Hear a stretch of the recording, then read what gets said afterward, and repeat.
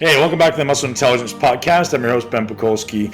One of the hardest things I've ever done in my life was preparing for a bodybuilding contest. And people always ask, Ben, how did you do that? You must have so much willpower. And the reality is, willpower is at many points a part of it, but a lot of it is habits, the habits we create. And if I set the objective to become a Mr. Olympia competitor, and many of you may not want to become a Mr. Olympia competitor, but bear with me in this conversation. The big part that I need to identify to become it is I need to identify the gap between where I am now and where I want to be, or maybe who I am now and who I want to become. So in my case, I wanted to become the best bodybuilder in the world. So I identified all of the habits, beliefs, characteristics, and traits that a top Mr. Olympia competitor would live with or have. And I started to work for them every single day. And most people focus on the training and most people focus on the diet. And those things are important, but there's so many things that lay beneath the level of consciousness, in the unconscious. And we always fall to the level of our habits, or maybe we fall to the level of our beliefs or our identity, who we identify as. So for each of you trying to shift your life out there, start to identify all those things that are living in your unconscious, all those beliefs that you have that are maybe not supporting your greatest life. Maybe the words you use are a great way to understand or start to unpack your unconscious beliefs, things that maybe don't meet your expectations in life. Maybe you do, or maybe what other people do. It's an important thing to start just questioning yourself. And this is this idea of consciousness, isn't it? It's how can I become conscious of my words, my thoughts, my habits, my actions, and my beliefs. Bring them to the conscious surface, and then and only then can I start to change them. And this is really the mission for all of us in life, is first identify a target, single outcome, single objective. And we live this objective life of starting to daily change our habits. One of the things I suggest everyone do, many people seem to have challenges around nutrition. And this is where I'm going with this today.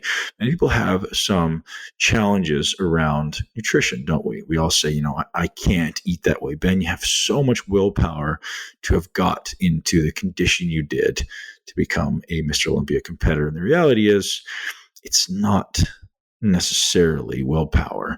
It's learning how to create habits and shift your standards. So one thing I would like to suggest that all of you try at some point in your life, and it can be for a week to start. Maybe it's 2 weeks, maybe it's 3 weeks. Remove anything in your life that's hyperpalatable. What does that mean? Anything that's chemically engineered or anything that is a huge shock to your taste buds and your brain. So hyperpalatable foods tend to be things that are loaded with this combination of sugars, fats, and salts and crunchy things that just make our brains light up. Explore it and remove those things and see what happens to your relationship with food. So most of us use food as an unconscious behavior change, an unconscious change to the way that we feel. I think it's important to start exploring this idea of maybe restricting those things a little bit, maybe pulling them out and seeing how it feels to actually appreciate real food. The amazing flavors that exist in something as simple as a carrot or celery or a potato, to many of you sounds atrocious. But the reality is, if you cleanse your palate for 1 week of the month, and you remove these hyperpalatable foods, your level of appreciation for something as simple as some delicious romaine lettuce is off the charts. And this is something that happened to me as early as 2007 when I started really getting into bodybuilding. You start to learn to appreciate the complex flavors in things like high quality meat or sweet potatoes or vegetables, or in the case of today's show, olive oil. You guys know I've become one of the world's biggest advocate of olive oil, not only for its health benefits, but for what it adds to a meal. And if you're not someone who can appreciate that, try 7 days of taking away all the things that are hyperpalatable. So we'll eat only meats, vegetables, and things that come directly from the earth, single ingredient foods. Try it for a week this month and see how you feel. See how your palate starts to shift. I suggest you limit the salt significantly. You don't have to remove it, especially if you're someone who trains hard, but I suggest you limit it, and your palate will shift. Your desire for foods will shift. Your appreciation for something like dark chocolate or olive oil will be tremendous. So today's amazing guest is the founder of Fresh Pressed Olive Oil. You guys know I've been a fan of this guy for a while, and I've hunted him down. The irony of that is tremendous. Hunted him down and found why he seeks the greatest olive oil in the world. You guys know I've become an advocate of this company, and TJ joins us today to tell us about the backstory behind Fresh Pressed Olive Oil, where he travels, and why this stuff is so very unique compared to what we might find in the store. And especially for our listeners, what are all the expected health benefits of amazing high quality olive oil? And without exaggeration, I'm consuming this at every meal. I think I actually just consume food to be able to consume olive oil. I divulge in this episode that I actually have been consuming olive oil sandwiches. Not really sandwiches, it's with rice cakes, but it's my favorite thing to eat. Don't make fun. Anyways, guys, TJ joins us today to talk about fresh pressed olive oil and why it is something that we should all be adding to our diets and our lifestyle if you're trying to optimize health. Olive oil is, without a doubt, in my opinion, the most important oil that we have in our diet. Animal fats are obviously important. Fish oils are obviously important, but olive oil is one of those things that you can have in abundance. And it seems like it's almost one of the most ubiquitously healthy foods in the world as far as decreasing inflammation, optimizing insulin sensitivity, and a whole bunch of other benefits. Actually, when I had Dr. David Sinclair on, he mentioned oleic acid as being one of these things that they now know are actually stimulating sirtuins, which is a longevity perpetuating gene, I guess. Again, I'm not an expert, but without further ado, enjoy the episode with TJ from Fresh Pressed Olive Oil. And guys, don't forget to finish the gap. Identify it, where you are now, where you want to be, start to fill in the details, and let's start to move toward the gap, and let's all live our greatest life. Enjoy the show.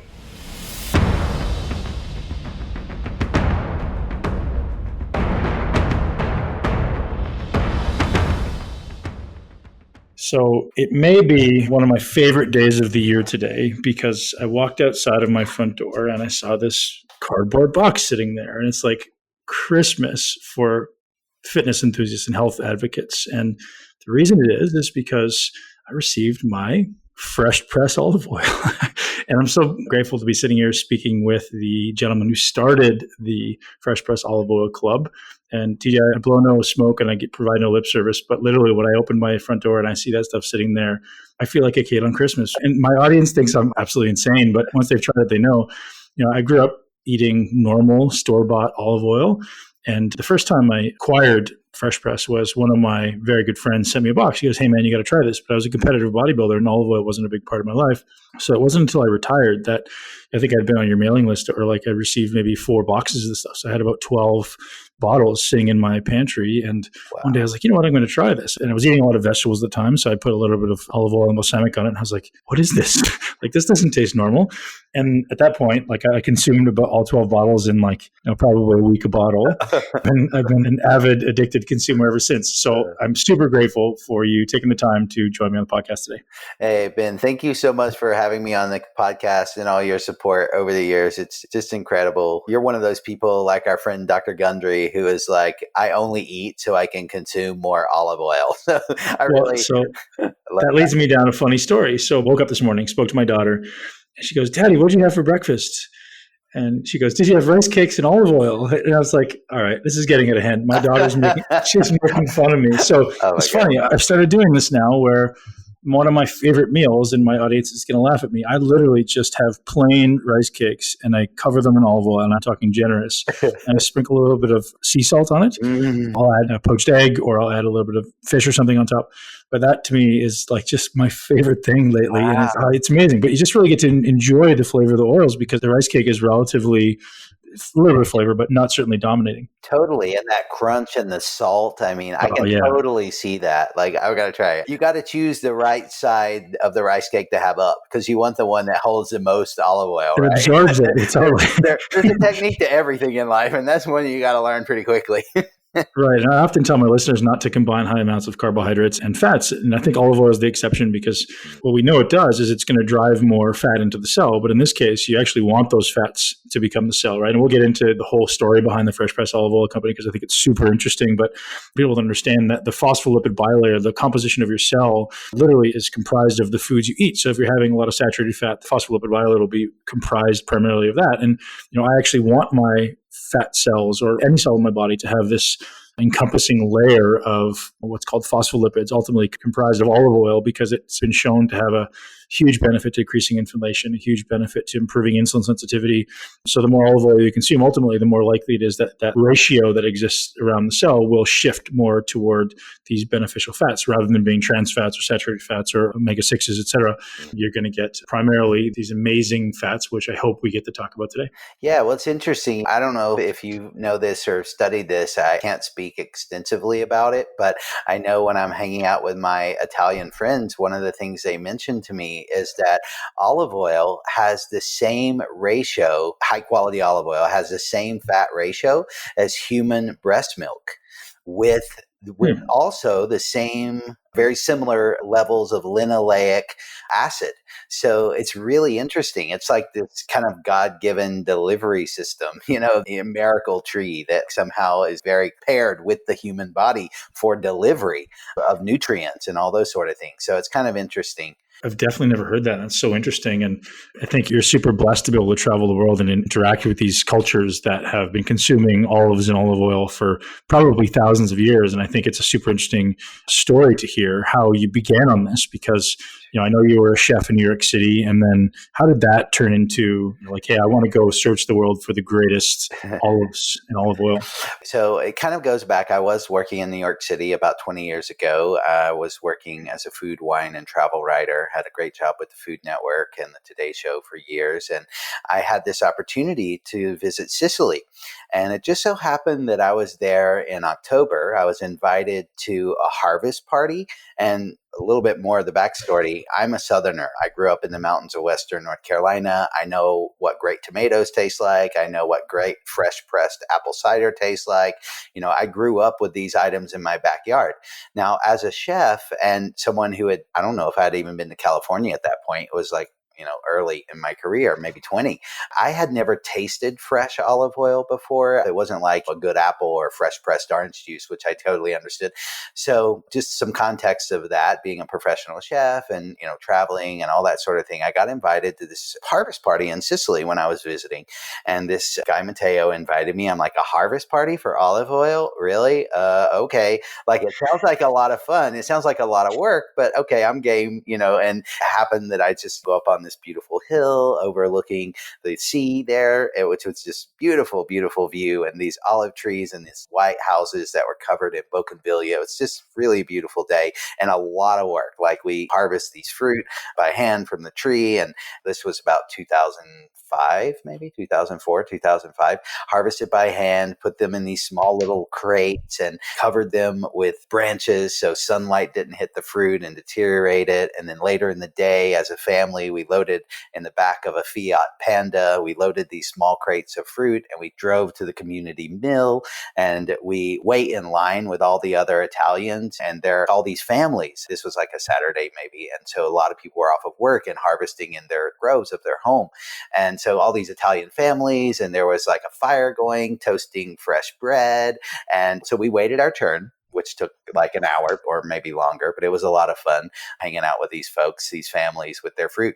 So they finally get our fruit in and they start to make it. And then at the end of the process, they give us these cups and we walk over to the last stage of the olive oil pressing, and we hold our cups under the centrifuge, and out comes this liquid that looks like really green. And then I smell it, and it smells like basil and wheatgrass. And I'm like, this is not olive oil. This is not the olive oil I know. I've never had anything like this in my life. So I tasted it, and it was spicy and bitter. And I had never tasted this. I'm like, why has this been kept from me as an American, as a chef, as a gourmet? Like, I didn't even know this product existed. So for me, I kind of had that big epiphany like you did when you actually opened your pantry and tried it for the first time. Like, it's a totally different product than what you're used to or know as olive oil. Yeah, I mean, I think most people would think of olive oil and think of like a yellow, or they'll think of a green, but it's almost like a grayish green. The best way to describe it, even the flavor is it's alive. It tastes like it's Right. biting into a fresh apple that just pulled off the tree. Is a very different experience than one that's been sitting in a grocery store for 2 months before you ever get to consume it. Maybe it's been sprayed with something to keep it that crispness, but it's literally a completely different experience. And I had no idea, like yourself, that this was even a thing. I was like, gosh, I didn't know that this could taste this way. Yeah. So at that moment, my life changed. It was like, okay, Mine too. I have to do something about this, and I'm on a mission. How do I get this? So I'm an entrepreneur, and the problem solver in me is like, how do I get this to America? My friends have got to try this. So I worked with Sicilians and got some oil from the harvest and put it on a jet, which no one had ever done, and shipped it via air cargo directly to New York and shared it with all my foodie friends. They totally freaked out. They're like, what? How have we been kept from this? We didn't know that olive oil tastes like this. So it was kind of around the same time that there was a great article in the New Yorker. It was based on the Italian olive oil mafia. It was by Tom Mueller, who wrote a great book called Extra Virginity that follows kind of the slippery business of olive oil. But he wrote a great article in the New Yorker that was the first domino to say like, hey, there's this olive oil mafia out there and they're controlling what America is getting. And it's the dumping ground for bad oil back then in 2004. And unfortunately, this is still going on. Major media is still reporting on fraud, whether it's 60 Minutes or New York Times. So anyway, I'm part olive oil sommelier, part olive oil concierge. I developed a club. It's a quarterly shipment, etc. So you said something, and I got to pull that out. So It's the dumping ground for bad olive oil. Is that reality? yeah, probably now it's China, but back in 2004, one thing to understand about olive oil, especially back in those days, we were probably making about 3% of our consumption in the US of what Americans consume. We were getting the bottom of the barrel from back in 2004 again, from Spain and Italy, and it was old and rancid and coming by cargo boat, which it still mostly does come by cargo boat. Well, 99.99% comes by cargo boat. It was just low quality bulk oil. So there's been this kind of renaissance in olive oil production and methods and techniques over the last 20 years, 15 years that has made a huge difference in the availability of what we can get if you're hyper focused on it like I am and work with our producers. And that's interesting. I'd love to hear all about that. One thing that comes up for me is that you guys do different than everybody else, at least from what I can see. So here's what you've done to me, TJ. Like when I travel, which is a lot, one of my first stops is Whole Foods or something similar. Or if I find an actual olive oil store, I'll go in there and I'm like, okay, the first thing I'm asking is, hey, what's the pressing date? Nobody ever knows that. No bottle of olive oil has the pressing date on it. So I can't tell if I'm drinking a bottle of olive oil that's 12 months old or 3 months old or 12 years old. I have no idea. Sometimes they'll have a use by date or a best before date. And that could maybe be useful. But I think the pressing date is something that really opened my eyes to this reality that, hey, when you guys ship it to me, it's probably pressed within, what's your time frame typically to get it to the store? It really depends what Mother Nature, I always say she owns 51% of the company. Like in Italy and Chile, it's typically tree to table in about 30 days, Wow. Cargo and all that sort of thing. Australia and Spain, a little bit different just because if I could charge cards of my club members every other month, I would, but they like it spaced out. I have it kind of timed based on usage, but you're not factored in that because you would go through a bottle a week. But yes, it is rushed from tree to table, and harvest day is very important. You always have to remember that olives are a fruit, and you have to think of like fruit juice. So think of like canned pasteurized orange juice versus fresh squeezed OJ. Huge difference, right? So fresh pressed olive oil, it's not only that it's fresh, there's a lot of other layers that go into what we do, and we can definitely get into all that. But yes, freshness is key to the antioxidants and polyphenols, especially, which really deteriorate over the first 6 months after an oil is pressed. And that's what you like the benefit of. And now you're talking my language. Exactly. And that's what I really want to get into is because I think my audience really wants to know the benefit, right? Like, if I'm going to invest in high quality food, it's this conversation between, am I going to buy conventionally raised beef or grass-fed organic beef? And if someone could differentiate for me to go, hey, this is why this one's better, I'm always going to choose the better one. If someone can't clearly differentiate, I'm like, well, I don't know. I don't really see a difference. So I'd love to get into what is the difference between like a conventional mass-produced store-bought olive oil in North America and throughout Europe. I've traveled Europe extensively, Sure. and it's still a challenge, even in Italy, It to find is. really good It quality is. olive oil. It I was in is. Australia, and it's funny because my audience is amazing. I get people who will ship me bottles of olive oil from their vineyard, or someone who Wow. owns an olive oil company who will ship me something, or they'll know somebody who owns a Yeah. company. And I have people saying it to me from Australia. I mean, I landed in Wow. Australia this year. Wow. Someone showed up at the gym and go, "Hey man, I bought this bottle of olive oil. It's a Oh friend's my God. company." So they know how obsessed I am. I love it. I love it. It's awesome. Yeah, Well, so I'd love to know the difference. good. We've said that olives are a fruit. So let's just discuss olive fruit in general. So in Italy, there are approximately 550 olive varieties. Wow. Every olive variety, and they can categorize them a little bit, but for the most part, every olive variety has its own level of fruitiness, bitterness, and spiciness when it's pressed in the greatest way. So, first of all, respecting the individual olive varieties is something that does not typically happen on the bulk scale. That's an artisanal thing where we produce single estate, single variety oils. Another thing that's very important to remember about olive fruit is that when an olive is green hanging on the tree, which is the very beginning stages of the ripening, it has much lower oil content, but Hmm. higher health promoting qualities, higher antioxidants, polyphenols, tocopherols, vitamins, etc. So what happens is if I pick, and I do with all my farmers, I pick my fruit at the perfect moment. I call it the magic window. And this magic window gives me about 10%, typically around 10% of oil inside that fruit. So 90% of everything you harvest goes away. You only keep the 10%. So that the farmer who's selling by liter, which is how they work, or by kilo, they sell me at a 10% yield. Okay. Now, if I'm a bulk producer and I have bills to pay because I've built this, $1 million mill and I've got a big farm to maintain, I let my fruit hang on the tree for another month, 2 months. And what happens is the oil accumulation inside the fruit, when it goes from green to black, actually goes from about 10% yield up to closer to 25% yield. And so my harvest costs are less. And look, I'm getting more than twice the amount of oil to sell. So now the health qualities of the riper fruit are not nearly as high, and the taste is also not nearly as high as a very low yield artisanally produced oil. Does that kind of explain that a little Of course. I mean, any business owner will go, if I just wait an extra couple of weeks, I could double my revenue effectively, right? Exactly. But there are these crazy people like me who are total fanatics, and we are all about single estate, single varietal, or making our own custom blends. And we really respect every olive as its own unique character. We think of it as like a sauce that Mother Nature has made for us. And we say, hey, I have a club in the US filled with fanatics who would love early harvest oil. I will pay you double to triple what the commodity price is, or, whatever that yield would be.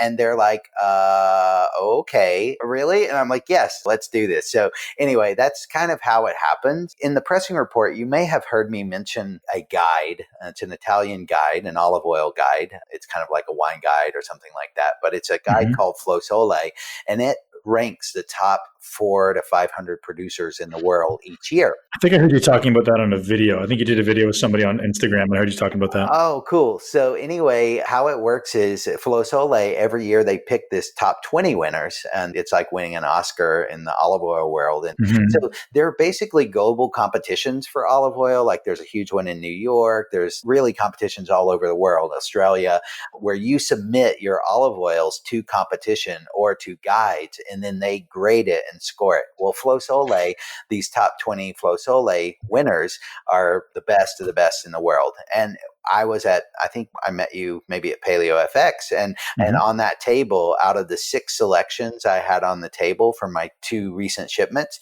5 out of the 6 of those were Flow Sole top 20 winners. So I focus in on like the best producers in the world who already have a framework. They have the right machinery. They know how to keep the trees managed well to keep water out of the fruit. So they stop irrigation in advance of the harvest so it doesn't water down and dilute the polyphenols when the oil's being pressed. Every little step of the process, they're really good. And then I come along quite fanatical, and my background's a chef, so I know how to manage every step of a process so that my end product comes out spectacularly. So I kind of help them and support them. And what we do is you make something even better, and then they send that off the contest and win even more awards. So anyway, it's kind of a nice relationship, I guess you would say. Sure. So now walk me through what a Flow Soleil judge would be grading, because I have no idea. Right now, sitting on my desk in front of me, I've got your Picual from Spain, and I've also got one, I think, from Portugal. Yes. The one I have at home, I think, is from Spain. Great. And so you travel the world. So I've received olive oils from you from Australia, Chile, Spain, Italy, Portugal, I think, Greece, maybe, all these amazing destinations around the world. And so if I were to put 5 or 6 bottles in front of me, I could certainly tell a difference. But it's almost like wine, right? When you start getting deep into the layers of wine. So what would be the typical characteristics that someone would be looking for that would differentiate one of these amazing high-level olive oils compared to something that was conventional? Sure. So a professional taster, the first thing they look for is defects. There are very specific things that you smell on the nose of an olive oil.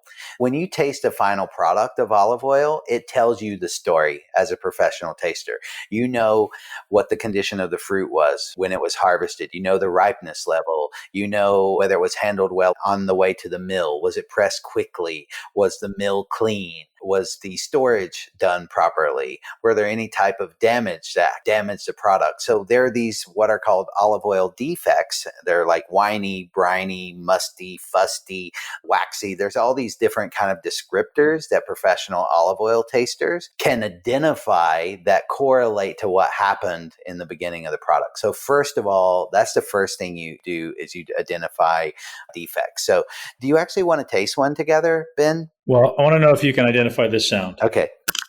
You identify that sound? Yeah, that's the lid coming off. I heard it. Yeah. First of all, you just notice a perfume wafting out of the bottle. Right away. It's like, Right away. Fill the whole room. And you put this on a warm plate. People talk about the taste of the oil, but they also talk about how it just illuminates your room, like your sense of smell. Like it's really crazy. So it's this beautiful, vibrant green rather than, just poured a little bit into my white ceramic cup here. Me too. So we have this oil. I've poured it in a small 3-ounce solo cup. It's a white cup. Professional tasters actually taste in a blue cup.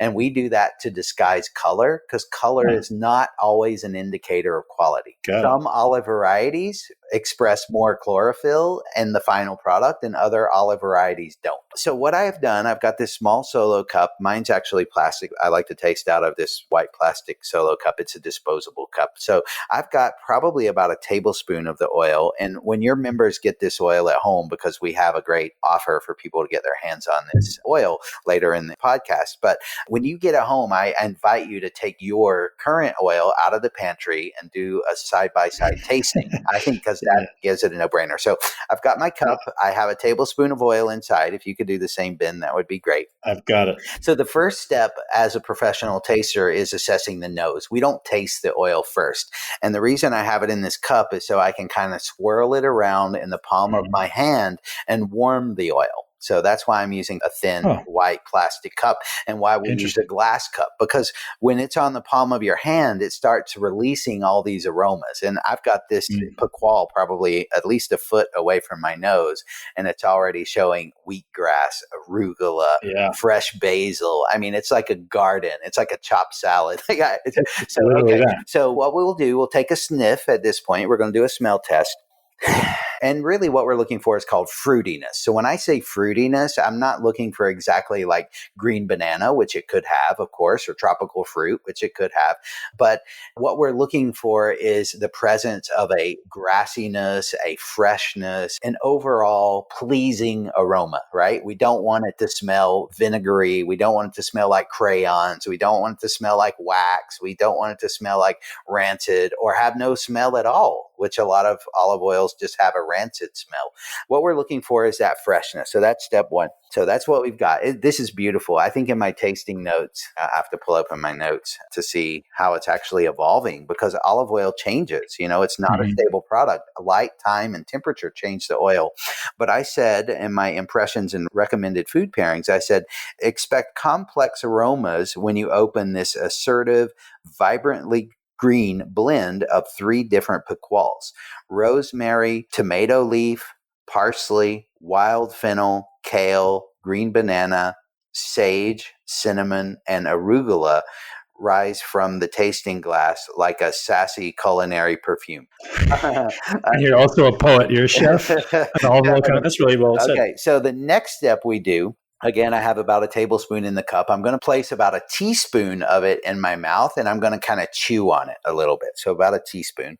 I actually am going to pull some air through it because I like to aerate it a little bit, but that can sometimes get you really quickly in the back of the throat and make you cough. So it's the same thing they would do when they're doing a coffee cupping, right? It's like exactly. So, okay, the things I'm looking for are, one, bitterness, because that tells me that the fruit was picked very, very green.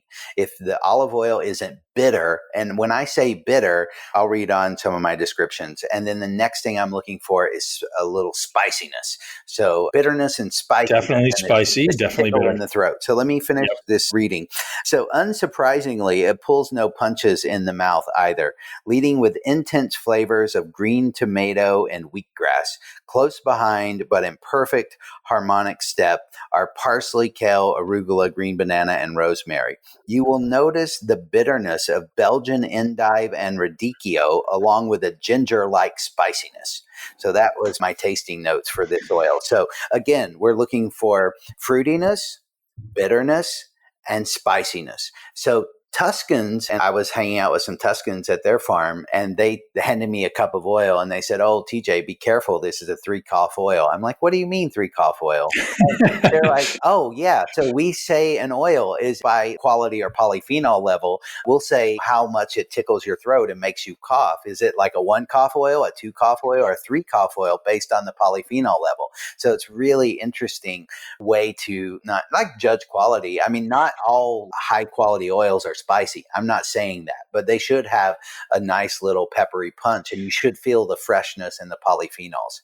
Well, you're going to laugh. I've used the cough button on my microphone twice while you were talking. Oh, good. Okay, so getting back to the things, so fresh fruit, we're flying it in by jet. I can't forget to say that. Working with farmers who are really at the pinnacle of their career in producing the best oil in the world. And then, getting it to members quickly, being a single link supply. So basically, that's the problem with most olive oil in the US is there's too many middlemen. With low quality oil, it's like this big homogeneous mix that comes from sometimes up to 5 countries of origin or more. And of course, you talked about the labeling and looking at a harvest date, which is key. Buying in dark glass is key. Choosing a store where you can actually taste it in advance. You can ask about polyphenol levels. You should ask about freshness. But most importantly, it's important for you to educate your own palate. So that's why we've set up a spectacular deal. My mission has been since 2004, educate the world about the health properties of this product and also the taste. I mean, at first I was a chef. For the first 8 years of this club, there was no mention of really health benefits. I was a chef back then and it was a culinary product. And then suddenly I had these health gurus come up and say like, "Gosh, I want your olive oil for the polyphenols." And I'm like, "What?" And so now we're very much health oriented and work with many health leaders out there. Right. And as you're mentioning, like some of my most educated health colleagues, and certainly the ones who are most concerned about longevity and optimization, literally we're seeking out food just so that it's something to put olive oil on. And it's no exaggeration to say that a bottle of this will be gone in a week. I think it'll actually be less than that. So with the one I'm looking at here, it's about 500 mLs. This is probably realistically 5 to 7 days for these bottles. Crazy. That's for me. It's pretty crazy, but that's the greatest source of calories I have. I eat meat, I eat vegetables, I eat olive oil. Comically, that's about it. But people ask, what I eat. I'm like, well, that's mostly it. Wow. I just feel it's that good. And I feel like it keeps my inflammation at bay. And I think a lot of people would really benefit from including some, maybe not to the extent that I do. But one thing I do notice is this might get people's hair up, but I think I can consume more calories from olive oil than I could from, let's say, a different type of fat and not gain body fat. So like some days I test it and, at a meal I'll have 100 grams of olive oil, like 7 tablespoons, Wow. right? I feel like the more I eat, the better I look, the better I feel. My inflammation decreases. My brain works really, really well. Wow. And I think that benefit from my audience is really interesting. And again, it's pretty subjective. I don't exactly measure, to be honest. I'll shoot some videos. I have shot videos of me actually like just pouring it over my food. There's no measurement typically. Right. But I would say on average, at one meal, it's probably 100 grams of olive oil, 100 grams of fat from olive oil. So in the realm of 7 tablespoons. One thing you mentioned earlier about grass-fed meat versus other types of conventional raised meat, I find that when I choose leaner grass-fed cuts of meat and I add my own after it's cooked, or even use it as a marinade and then finish it. Let's say I cook a grass-fed ribeye or whatever, or a grass-fed whatever sirloin. I like the sense of control that I can measure how much fat I'm going to eat in that meal, because every piece of meat is different. So if I select a very lean grass-fed piece of meat, I can control if I want to add 7 tablespoons of olive oil.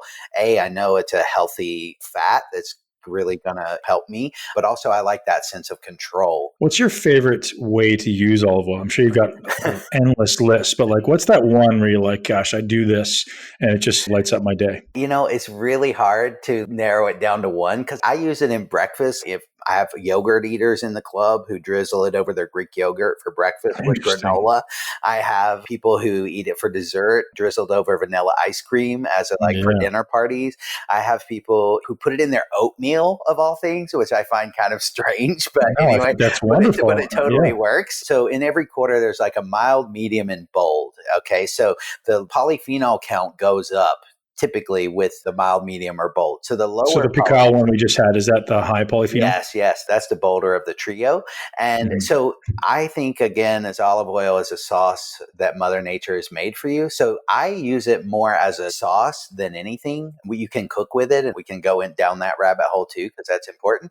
But I use it in everything. Like, I don't buy bottled vinaigrettes or any kind of bottled salad dressing filled with crappy oil, GMO crap. Like, I make all my stuff really fresh. I can do everything in my kitchen with fresh lemons, salt, and olive oil. I can make you a meal that is going to be one of the best things that you've tasted, just because of the olive oil. So different olive oil pair with different foods differently. So a milder oil, like the first selection in the trio there, is that great. The Portugal? Yeah, that's the Portuguese. These are heirloom varieties from northern Portugal. They're grown nowhere else in the world. They're super cool. It's beautiful there. It's insane. It's in the Douro Valley where port is grown. These oils are not sweeter style oil, but definitely a little bit more mild, but still very aromatic and all that sort of thing, but great on fish and chicken and potatoes and milder vegetables like zucchini and that sort of thing, whether it's oven roasted or sauteed or raw. And the medium oil is Cladium. It's a single estate oil from the south of Spain from a variety called Hojiblanca. And Hojiblanca is an amazing olive variety just filled with perfume. In fact, I might have to open it. I can't talk about it. So I've got the Portuguese one in my hand. Shall we open that one? Yeah, sure. I would love that. So I've got all that talk about it. I know.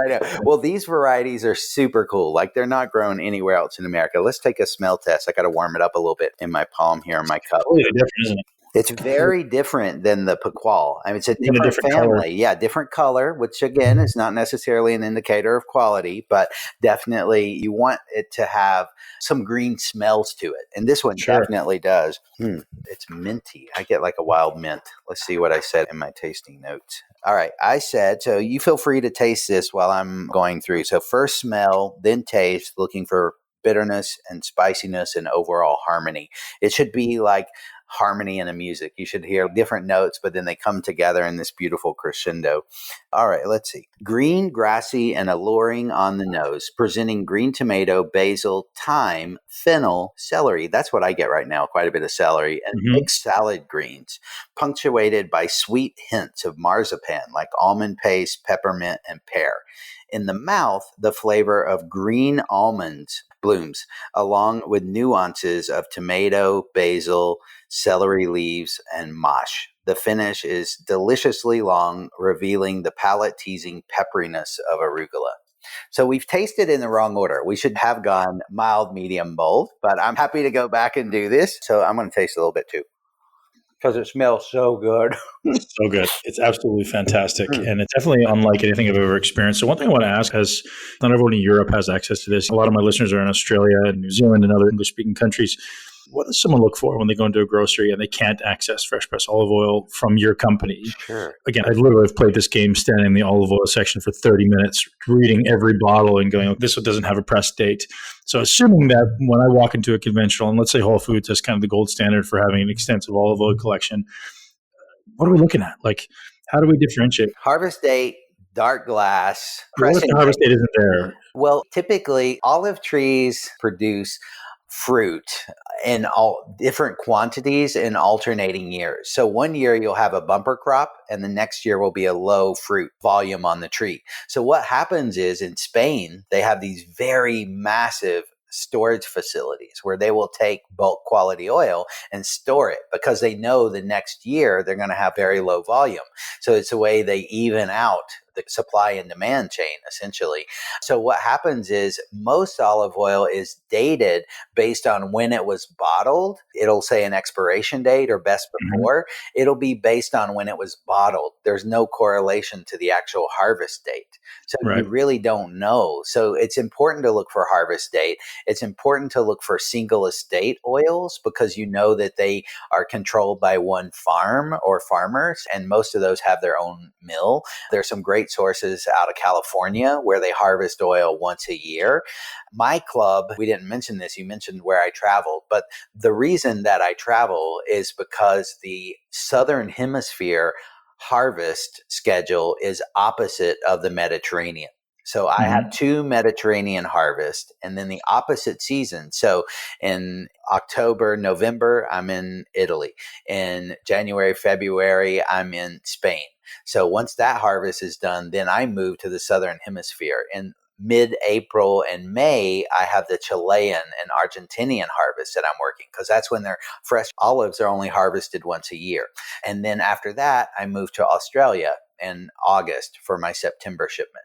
So that's kind of like my travel schedule. But the reason I do that is so I can get fresh fruit. California is a great source. Look for bottles that have a third-party certification on them.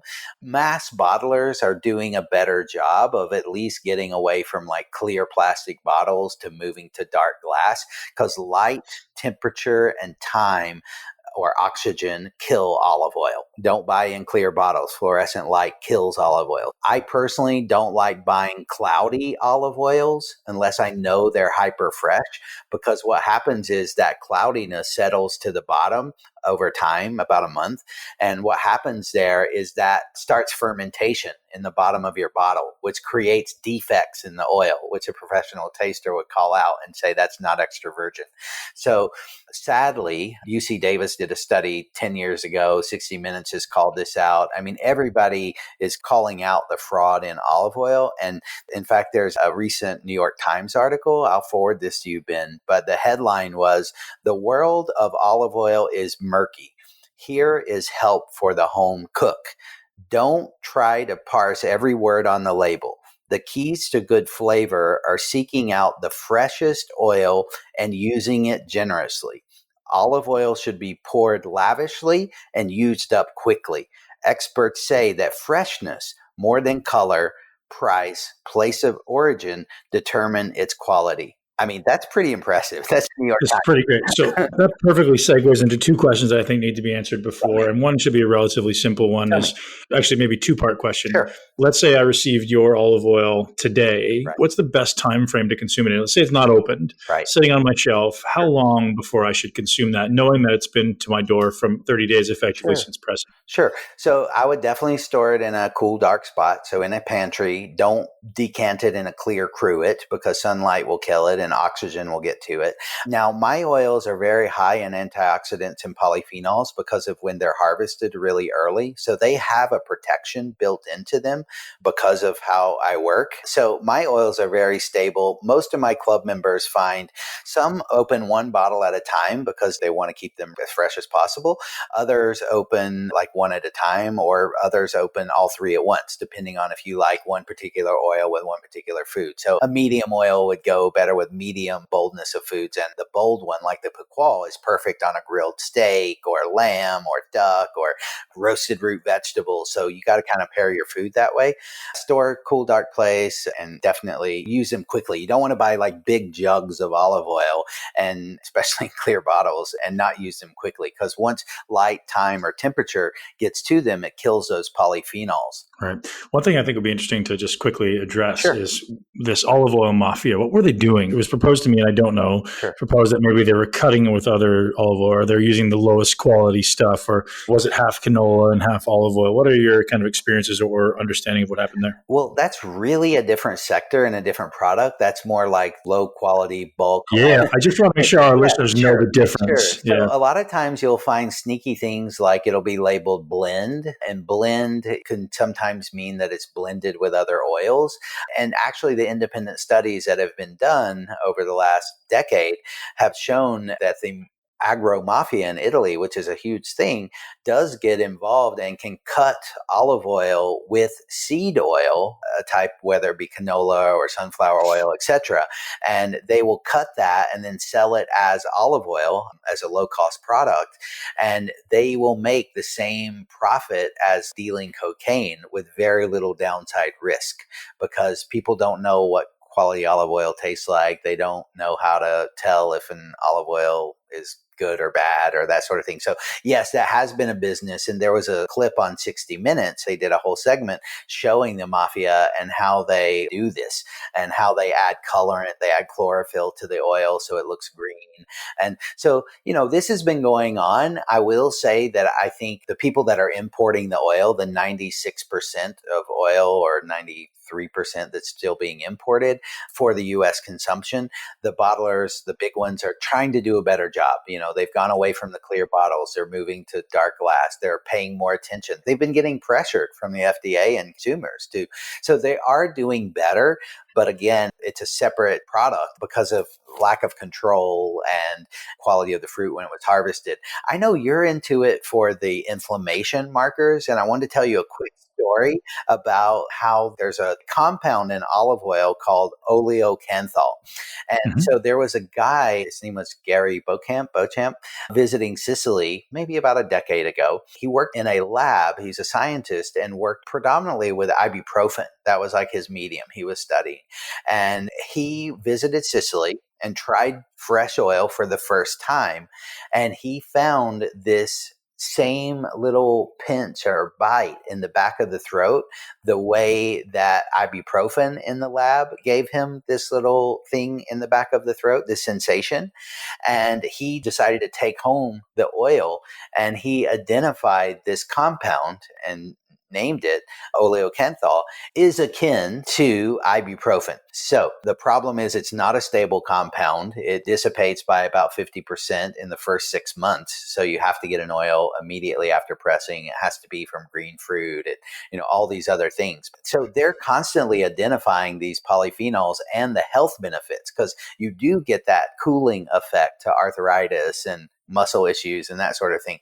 Like, that is a known benefit to these polyphenols. Absolutely incredible. And I've heard that before. And that was actually one of the things that kind of put me over the top when I read that for the first time, was like when I started bringing out the olive oil from the pantry. I was like, all right, let's get into this. And I can't say enough, and from an honest assessment, how different this product is from anything else I've ever tried. And like I say, probably 40 to 50% of my calories on a day-to-day basis are coming from olive oil right now. And Wow. I've been doing that for probably maybe 5 to 6 months. And my body composition is shifting.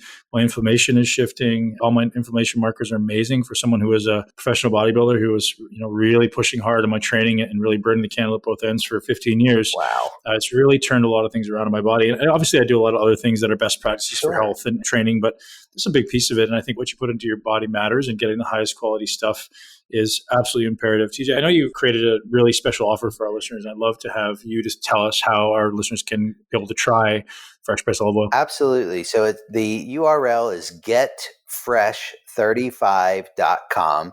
GETFRESH35.com, getfresh35.com. And what it is we have every quarter, I get my oil for my club members. I bring back additional cases, which I label as samples, because a mission of our company is to educate Americans and what this product is. And this is the one small change people can make in their diet that is so easy. It's not like I have to go to the gym and lift weights or whatever. I just drizzle God's amazing gift on my food and I feel better and sleep better and all these other things. It's this one thing. But essentially, it's a $1 offer. So you get your first bottle for $1. So it's a trial into the membership. People get the oil delivered directly to their door. The bottle is complimentary. It's $1 for shipping. It's essentially joining the club. You have typically 30 days to cancel. Usually you have a good 2-3 weeks to try the oil before you get your first shipment, depending on when you actually join and based upon availability, because it's an artisanal product. It's not a PDF that we can just create another one of. So it's a $1 offer. And then every quarter, what happens thereafter is you receive a 3-bottle set. This will all be explained at the URL, getfresh35.com. You will see that there's 2 sizes. There's a 250 ml set, 250 milliliter set. You get a mild, a medium, and bold. There are 3 artisanal oils hand-selected by me and curated trio. That's $99 a quarter, so about $33 a bottle there. And then there's a double 500 ml bottle size, a half liter size, and that is $139 a quarter. Obviously a better value. You get, especially for a heavy user like you get double the amount of oil for $139. Yeah. But it's the same farmers for large and small. It's always a mild, medium, and bold. Comes with the pressing report. You get the how to host a tasting party. You get my onboard series, which has lots of recipes. You get access to my private Facebook group for members only, where we share recipes and behind the scenes, because the pressing report and what you see behind the scenes really bonds you to the producers and these families, because these are single estate family farmers, people that their great-great-grandfathers planted these trees, and they were selling to co-ops, and they got really upset that the co-op was making crap oil out of their great-grandfather's fruit. So they're like, you know what? We're going to set up our own mill here on our farm, and we're going to treat olive oil the way it should be treated. And I work with those kind of producers around the world. So it's a quarterly trio following the global harvest. Yeah, it's a beautiful thing. It's really hard to go back to store-bought after you've tried the real It's not hard, TJ. It's impossible. And that's, like I said, not lip service. And I'll never go back. I will be a customer for life.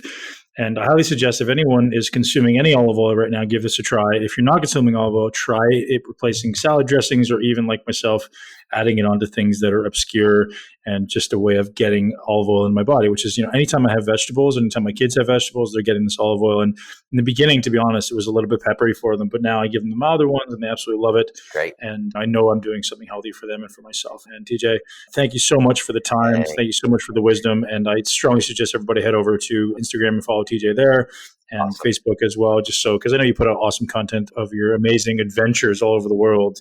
You've crafted an amazing life for yourself, my friend. I think it's awesome. I know a lot of our listeners will be appreciative for what you're doing. It's my pleasure to serve, really. And just thank you for helping us get the word out and teaching people and just giving them access to something that's so special and different. And in times like these, it arrives at your home, you taste it. It's a real experience. People love experiences. They love reading the pressing reports and about my challenges and adventure and how I got the oil to them in great shape. So it's a fun adventure. So please come along. It seems our food is so curated and so dumbed down as far as the flavors. That's why I get so excited about it. This is probably the most exciting thing you're going to put in your mouth on a day-to-day basis, right? Short of things that are hyper manipulated like chemical foods. Yes. This is the most just flavorful and just incredible experience. I know a lot of people who listen like extravagant red wines, and I would suggest that this is even more of an experience than your incredible red wines. It's just this blast of flavor and you're just blown away. Your mind gets excited about it. Your body feels the vigor that exists in these oils. So it's a pretty awesome experience. That's so awesome. I woke up the other morning. I was like,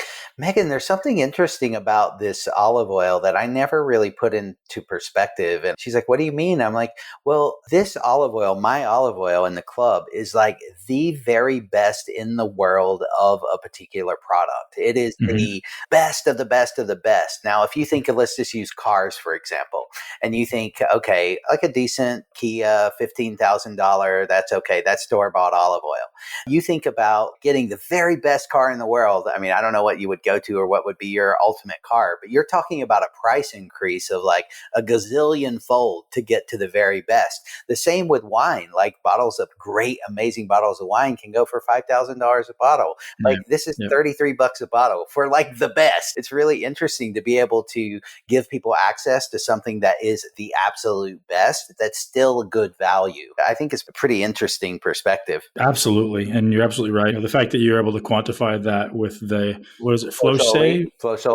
Yeah, yep. Absolutely. I mean, that's awesome. Yeah. Well, Wall Street Journal said on November 28th, 19, don't sleep on this game-changing ingredient. When it comes to olive oil, the younger, the better.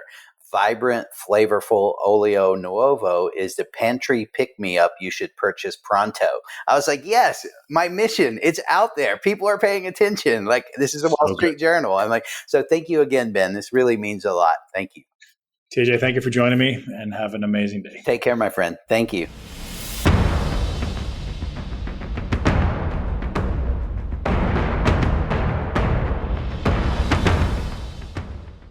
All right, everybody, that's a wrap. Hopefully you enjoyed the show. I give you a nice long intro, so I will not do the same in the outro, but hopefully you did love my chat with TJ. I learned a little bit about olive oil. I know I did. It's really cool to be able to sit there and actually try it with him, let him explain really what we're experiencing, all these different flavors. And if you've never experienced real olive oil, it's just a very different palate experience. It really is. And this irony of the cough system, where when you consume it, how many coughs it actually induces, is pretty funny and pretty accurate, actually. Everyone I give it to seems to get the same response. But hopefully you guys enjoyed the show. You can head over to getfresh35.com to get hooked up with $1 bottle of olive oil, because this stuff is awesome and you deserve to try it. If you're in the US, getfresh35.com. Thanks for TJ for being here. Thank you for being here, giving us your time and attention. Hopefully you love this conversation, every other one we do. If you do, and you're the type of person who wants to live your greatest life in a body you love, I would appreciate a review to keep us going, a 5-star review, and let us know what you think of the show. Have a great day, guys.